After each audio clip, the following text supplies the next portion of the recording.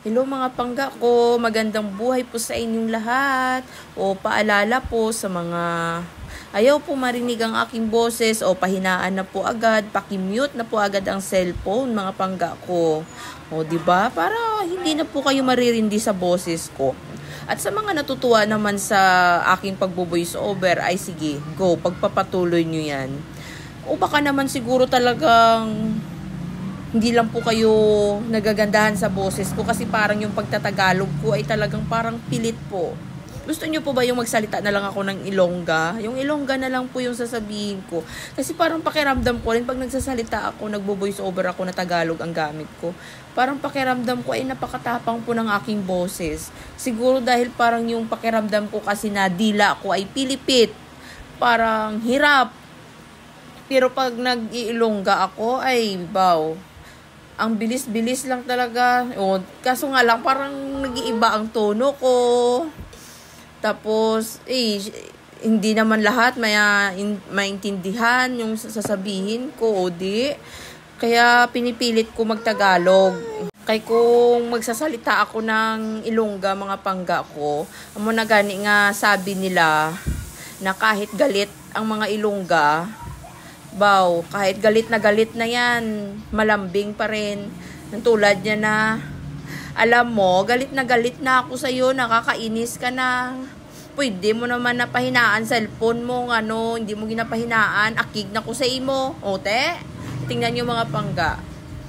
Galit na yan, pero yung boses, malambing pa rin. Gusto nyo mga pangga mo na lang na mag-iilongga na lang ako. Yung parang kahit galit ako, malambing pa rin ang boses. Oo.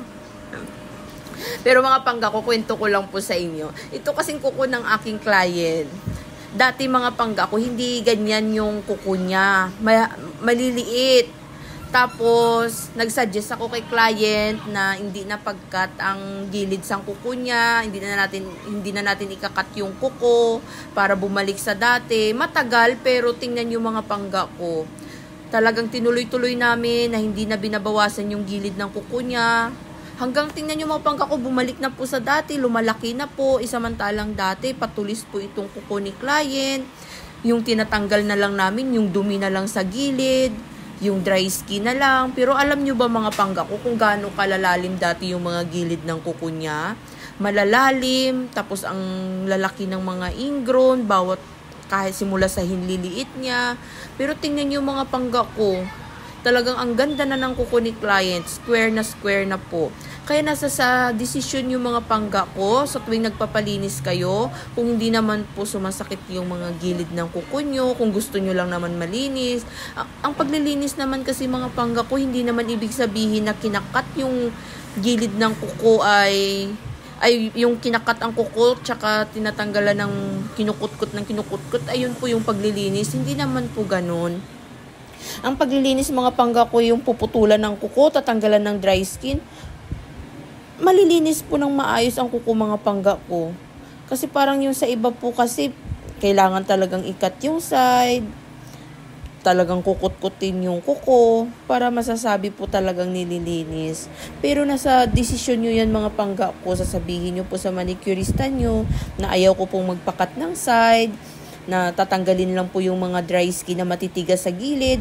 Yun lang po mga pangga ko, sapat na po yun. Kung gusto nyo po ng ganun, para hindi po masisira yung mga kuko nyo po, hindi po liliit ng liliit. Diba po? Parang yan po yung, hindi pa nga po talaga tuluyan na bumalik sa dati talaga yung kuko ng aking client. Pero tinitiis namin na paunti-unti na talagang aalagaan, iingatan, wag na pong gagalawin, wag na po talagang bawasan yung mga gilid ng side ng kuko niya para talagang tuluyan ng bumalik sa dati yung kuko niya na maging square na po talaga. O diba mga pangga ko, dating napakaliit po yan pero ngayon malaki na po. Diba? Unti-unti na babalik sa dati yung kuko niya. Ayan mga pangga ko, dry skin lang po talaga yung mga pinagtatanggal natin dyan. Pero tulad nga ng sabi ko sa inyo mga pangga ko, nasa sa inyo pa rin yung desisyon ng mga kuko nyo po. Kayo po ang dapat masunod. Pero yung mga client ko po na pumupunta po talaga dito, yung kadalasan po mga dumadayo, ay gusto po talaga nila yung kinukutkot yung kuko nila. Kasi simula pa nga po na bata pa po sila, sanay na po sa kutkot yung kuko nila, iba na po yung tubo ng kuko nila, pabaon po yung ingron. Nakadepende po kasi sa mga kuko yan, mga pangga ko eh. May mga iba kasi talaga na hindi na po kaya, hindi na po kayang maibalik sa dati, pabaon na yung tusok ng kuko, kaya pag tumutubo yung kuko, bumabaon yung ingron. Yun, tulad po nun mga pangga ko ay mahirap na po. Parang mahirap na pong ibalik sa dati at mayroon na pong hindi na po talaga kaya. Gusto po nila talagang tatanggalin yung ingron nila, kukutkutin yung dry skin. Kaya yung mga nakikita nyo po dito sa mga video ko ay talagang kalkal kung kalkal talaga. Dahil yun po talaga yung gusto nila. Gusto nila yung nasisimot yung dry skin nila. Pag nag-request si client na talagang simot na simot yung dry skin, ay talaga namang binibigay po natin yun mga pangga ko. Lalo na po yung may mga ingron, malalaking ingron, makakapal na dry skin. Yun mga pangga ko, pag nagsabi si client na ate gusto kong masimot lahat yan, ay talaga namang hindi natin papalagpasin. Simot kung simot talaga. Yun kahit 3 months, 2 months, bumalik si client, ay hindi pa po nararamdaman talaga yung sakit ng ingron niya. Matagal po bago bumalik pag yung sinabing simot na simot ang pagtanggal ng dry skin mga pangga ko. Kaya mga pangga ko, hanggat hindi pa huli ang lahat, kung maayos naman po yung kuko nyo, wala naman po kayong ingron or dry skin, or kakaumpisa pa lang po na nagpapalinis kayo, nagpapapakutkot ng kuko, kung maaari pa lang maaga pa, itigil nyo na po yan mga pangga ko. Huwag nyo na pong sirain yung kuko nyo. Tama na po yung putol lang po, kunting kuskus, brush, or tatanggalin lang ng dry skin na maliliit sa gilid. Kung maaari mga pangga ko, yun na lang po yung gawin nyo sa kuko nyo. Huwag nyo na pong sanayin sa pagkukutkot yung kuko nyo po. Ayan, o diba nilalagyan ko na ng polish si client. Tingnan nyo po kung gaano po kaganda yung kanyang kuko. At nag-request nga po, nung pagkatapos ko po mga pangga dyan na lagay ng polish si client, nag-request po siya na gusto niya daw po magpa-French tip.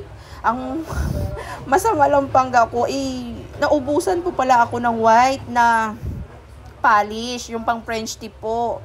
So, mayroon naman po, kaso parang naghihingalo na ba, parang isang perma na lang po ipaubos na. Talagang napilitan po ako na, sige, sabi ko parang kaya pa naman. So, ang ginawa ko, pin-French tip ko po si client, pero andun nga po yung parang hindi siya medyo pantay-pantay. Okay lang naman daw po sa kanya. Importante daw po yung parang may iba naman daw po yung tingin niya sa kuko niya. So, pinagbigyan ko po mga pangga ko. Yun nga lang po, hindi pantay-pantay yung pag-French tip ko. Kaya hindi ko na po pinakita yung paglagay ko ng French tip mga pangga ko. Kasi sobrang hirap na hirap ako. Nagigigil ako sa puti ko na polish. Hindi po pala ako nakabili. Kasi nga po, nakasanayan ko po na lagi pong gel ang ginagamit ko talaga sa pag-French tip. At kadalasan sa mga client ko po dito ay gel po ang ginagamit. So, nawala sa isip ko, hindi po ako nakabili ng white na polish mga pangga ko. Kaya hindi ko na po naipakita yung paglagay ko ng French tip. Ayun lang po. Ayan po mga pangga ko. At sa maliligaw pa po dito mga pangga ko na hindi pa po nakapalo sa Pangga Nail Salon, please follow nyo po yung Pangga Nail Salon. Maraming salamat po sa suporta at panunood nyo po palagi ng mga video ko. Thank you so much po at mag-iingat kayo palagi. God bless!